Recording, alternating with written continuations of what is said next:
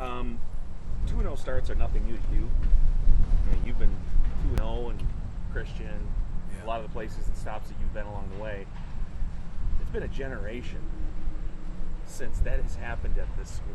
I mean, is that different in a way or the same for you personally? You know, the last year I was at Grams Christian, we started out 0-2. You know, we played Rockford and we played Zeeland West, and then we won 7 games in a row. So it's just nice to get back. Last year we were 0-2, so it was 2 years in a row that we started 0-2, and we weren't used to it. So this year we were, I think as a staff, pretty focused on it. And take out that we're at Grand Rapids Union, you know, sometimes once you're in a job, you're just thinking like, okay, how do I get my kids ready and how do we get prepared? And you don't really focus on the history piece of it. You just want to get off to a good start.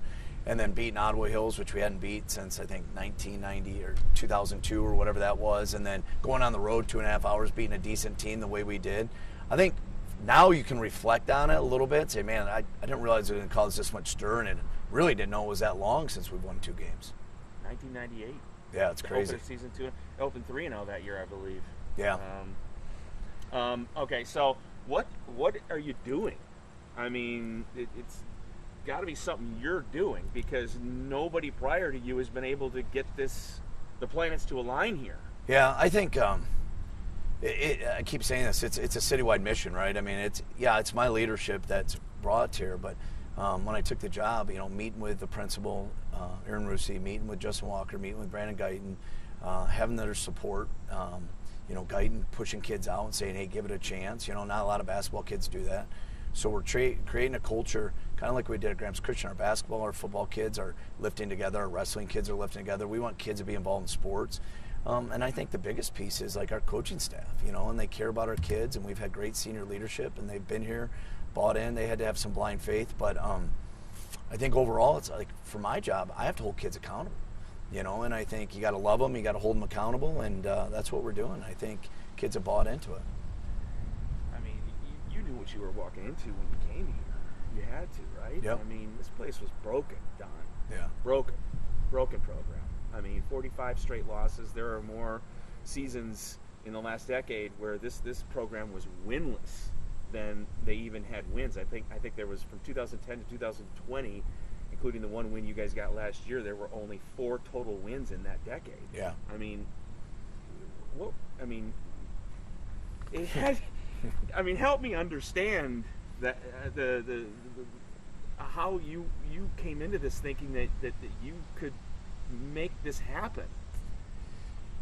I've always kind of been an underdog, so to speak. You know, just kind of how I was raised, and a lot of our coaches. And I just think I looked at it as an opportunity where we had a lot of good athletes running around the city.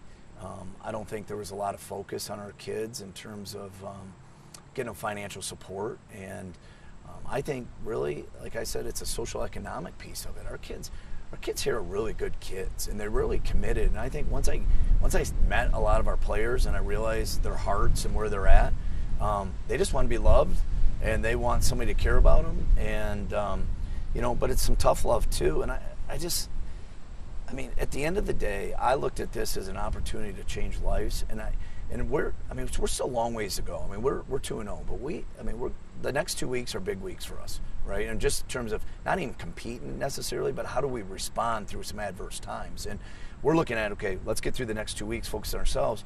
Then how do we respond against Holland, right? We think that's going to be a very competitive, winnable game for us. And really, our goal is to get better each week and then make the playoffs. But I keep telling everybody, I don't care what situation you're at, where you're at. If you have great support around you and you have a vision and you have kids that buy in, these day and age, I mean, when you say kids, hey, show up and be at summer lifting, you don't get that in every community, right? And I think, so part of that is me holding them accountable, pushing them, but making it fun and rewarding. And literally when I say, like, our core kids never missed a day since January, it's pretty accurate. It sounds to me like in order to make them feel like winners on the field, you're trying to find a way in some ways to make them experience what winning feels like off the field. There were kids that were walking an hour and a half just to come to practice. You're providing some transportation to and from. There are kids in this program, from what I understand, that don't get meals on a regular basis. You're bringing food. these are winning moments for them that you're providing, that's not inside the white lines, that maybe is allowing them to feel like winners when they're out there. Does that make any sense? 100%. And I think it's just not here though, right? I mean, I think the perception is like GRPS has every kid's in need, right? Well, I've been at some great communities. I've been in Los Angeles. I've been in Santa Clarita. I've been at Grand Rapids Christian. I've been here, Muskegon High, Mona Shores. Every community has its different cultural issues, right, or social economic issues. We're no different. We have some great kids here. Yeah, there are some challenges with our kids, but at the end of the day, every kid wants to be loved. Got to provide food. I tell people all the time, I get paid well to coach football. Some days I don't want to go to practice. So to get on a bus and go an hour and a half, like, who would want to do that? So what we did, we broke our kids up in pods, and a lot of our coaches pick kids up.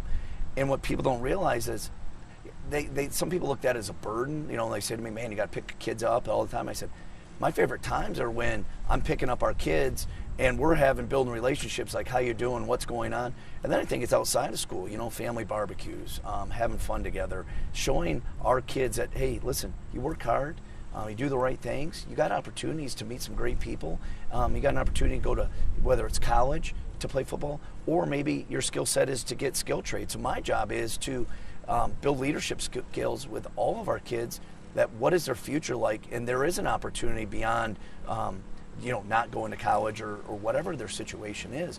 And I think there's a lot of high school coaches in West Michigan that are doing that, you know, but this is, like you said, it's been so beat down for so long. I just think it's amazing to me, because I don't even think of it that way. I just think of it as like, we came in, we got a bunch of kids, I adopted 70 kids, or our kids, and I treat them like they're my own boys, and we're just doing what every normal good program should. We're taking care of kids. Yeah, you're taking care of kids, and you're winning in the relationship area off the field, which I think is starting to translate for this program out there.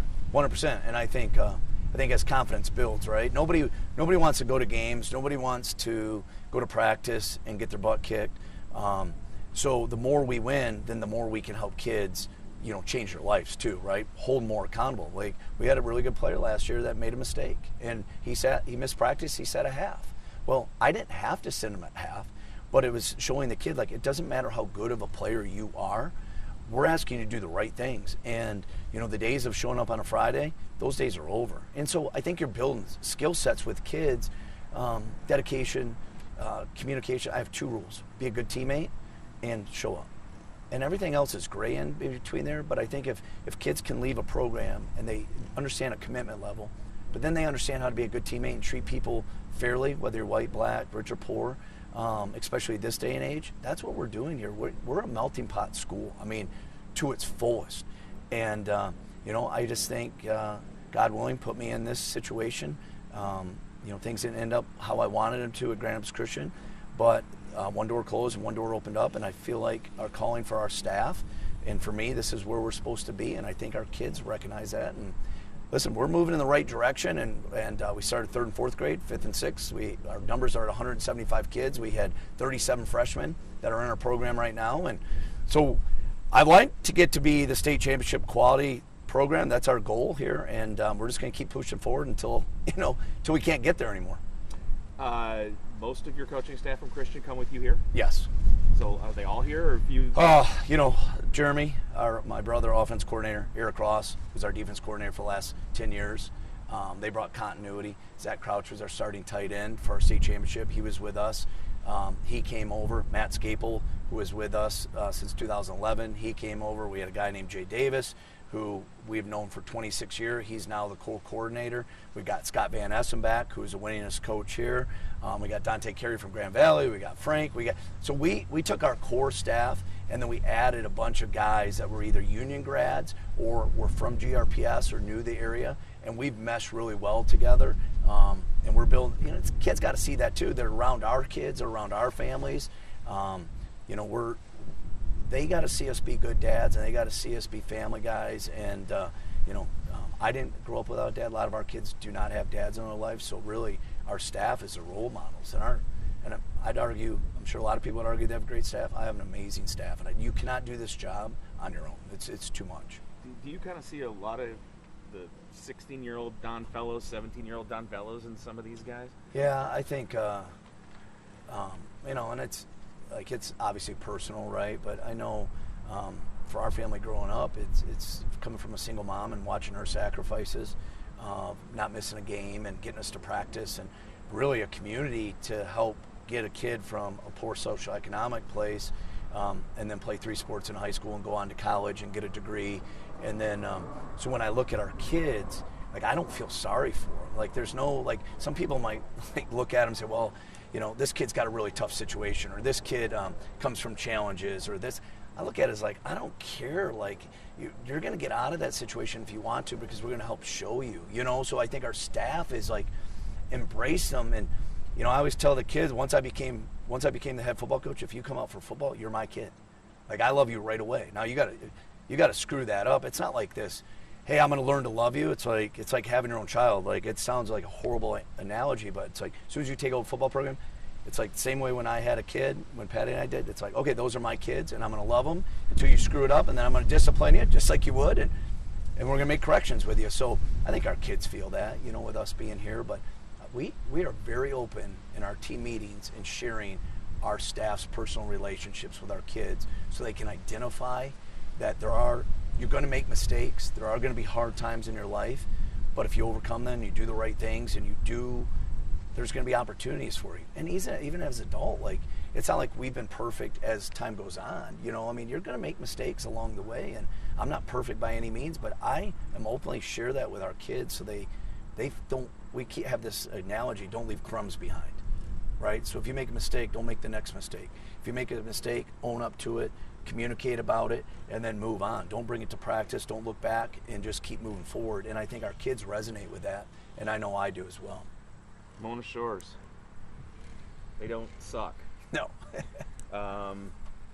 Your thoughts on this one? This is a litmus test for this team. Yeah. Is it here or is it there? It's at home. So they're coming to Hausman. Coming to Hausman. Thoughts? It's a personal thing too, right? Because I was a head coach there.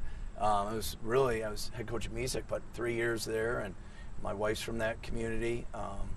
My father-in-law still lives there, so there's a lot of great friends that are on that staff, and the athletic director was my defense coordinator back in 2001.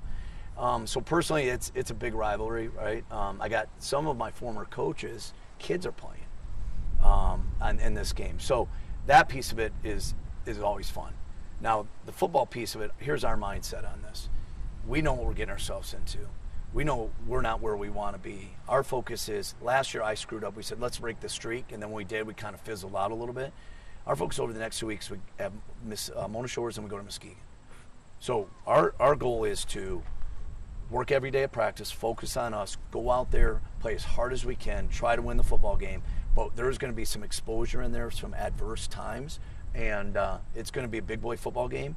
And I'm just going to watch the kids and our staff, how are we handling those kind of situations. And if we can come out healthy, physically and mentally after those 2 games, and more importantly mentally, and we're still practicing and we're still paying attention to detail, now we get into a stretch where I think we play some winnable games, and our goal is to get in the playoffs. And I think if we can get in the playoffs, that is a huge accomplishment for our kids. So it's cliche, but we're focused on ourselves for the next couple weeks and getting better as best we can mentally and physically. And our kids have had great 2 days of practice, and we'll see.